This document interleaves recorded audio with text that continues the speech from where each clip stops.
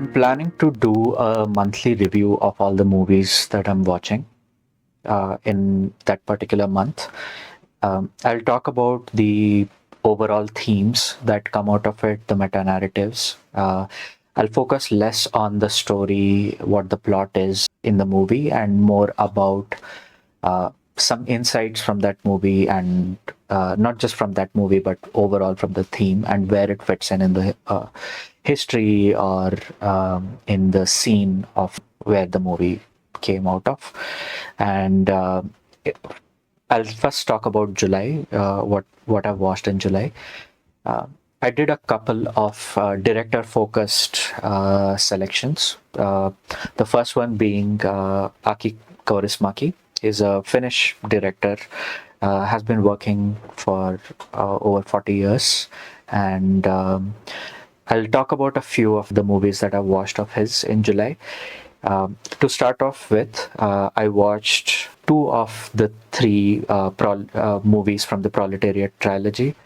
I had watched one of them before, which was The Match Factory Girl. The other two that I watched in July are Ariel and Shadows in Paradise. And other than the Proletariat trilogy, I also watched I Hired a Contract Killer, which is a French movie, and also Take Care of Your Scarf, Tatiana. That was the fourth movie of Kaurismäki that I watched. The overall themes, if you look at not just these movies, but most of Kaurismäki's movies are focused on the proletariat, the working class, their struggles, how they deal with their everyday situations.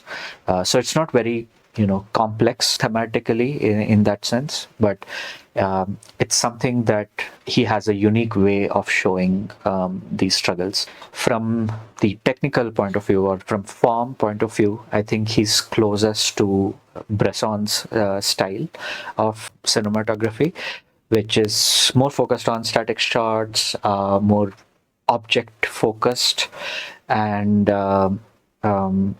very economic movements, very economic edits, which means you don't linger on shots for too long if it is not necessary. You don't take drawing shots and pan shots and all of those things to make it big or wide or massive.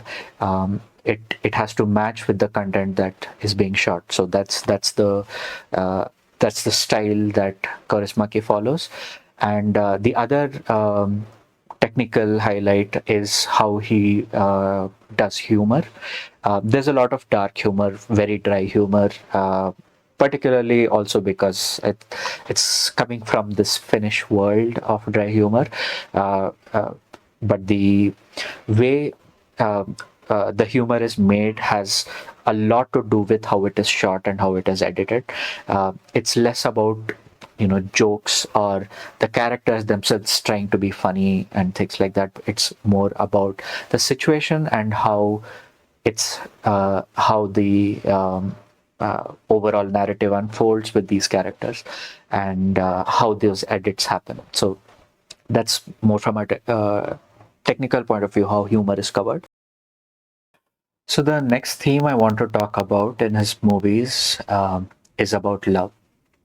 What you observe in almost all of Kaurismäki's movies is how easily the characters fall in love and how hard they fall in love. The key observation on these characters also is that they're not attempting to be very sophisticated. They don't have a internal monologue about what they are thinking, about what other people are thinking, or they are not too self-aware about themselves and how they should be around people, and all the things that make life complicated. So this lack of facade and this lack of complexity means that the humanity in each of these characters are transmitted quite easily, and as soon as you see someone, you are able to know that whether they're a good person, they're someone you should not trust, there's someone that you will not understand, and that makes it easier to fall in love. And what you immediately see is that these characters will do whatever it takes to sustain that relationship, to you know continue to live for forever. And yeah, that's something that is quite unique to Kaurismäki. It's So whenever I see such characters in any other movies, I try to ascribe that back to Kaurismäki and say, hey, this seems like a Kaurismäki character. So yeah, that's about Kaurismäki.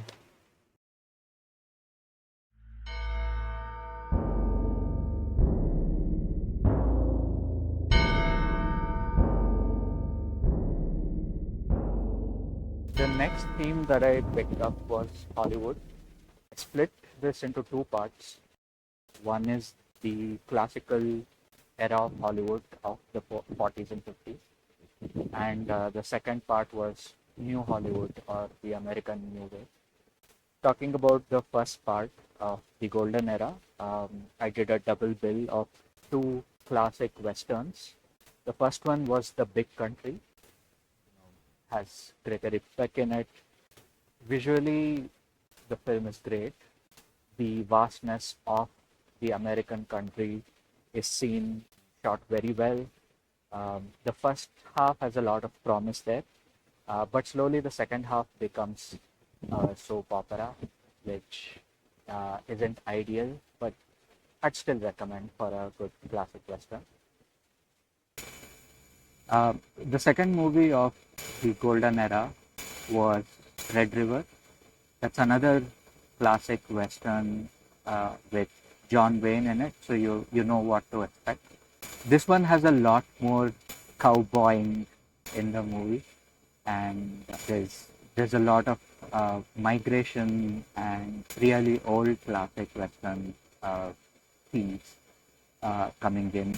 There is this older, unyielding character of John Wayne, and there are a couple of younger characters, and all the interactions that you would expect through this.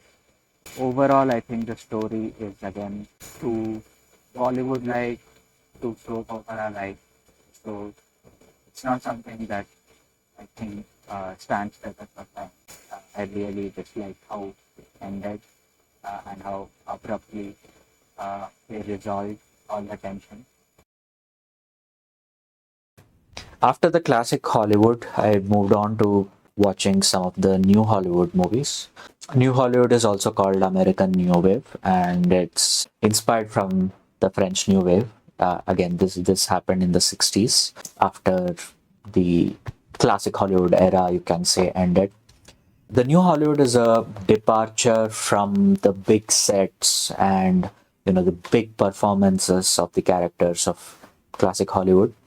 Here, it's also like a departure from the moral closure that the 40s and 50s Hollywood fed us. The characters are not black and white. Their morals may be misplaced or may not exist at all.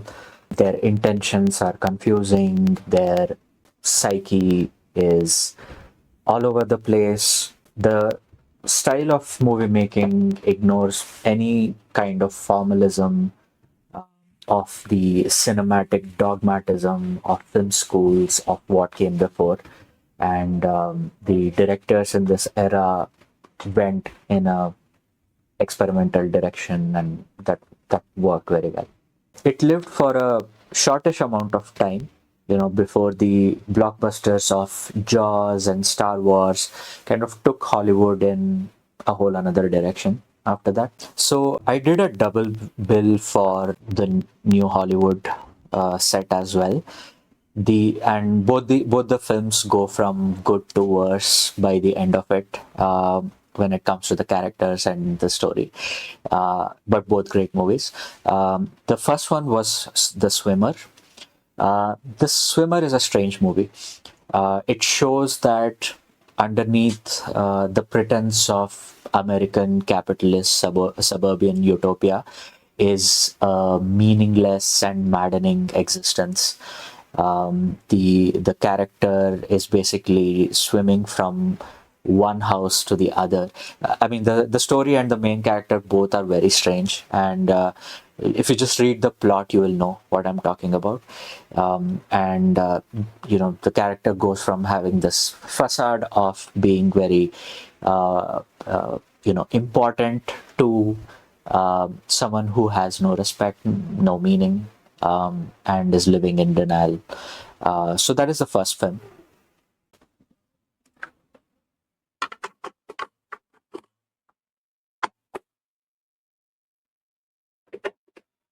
The second new Hollywood film I watched was Easy Rider. I watched it on 4th of July to make it special. This movie starts off showing a unique America of post-war pacifism, of some nascent subcultures that were starting to grow there, of the progressivism of the western part of America, and then the characters in the movie slowly travel out of that into the older, bigoted parts of the country, and America slowly reveals itself to be a failed project. And another crazy way to end the movie. Won't spoil it, but again, it goes from something hopeful to something very cynical and pessimistic and borderline nihilistic in the broader socio political view of America.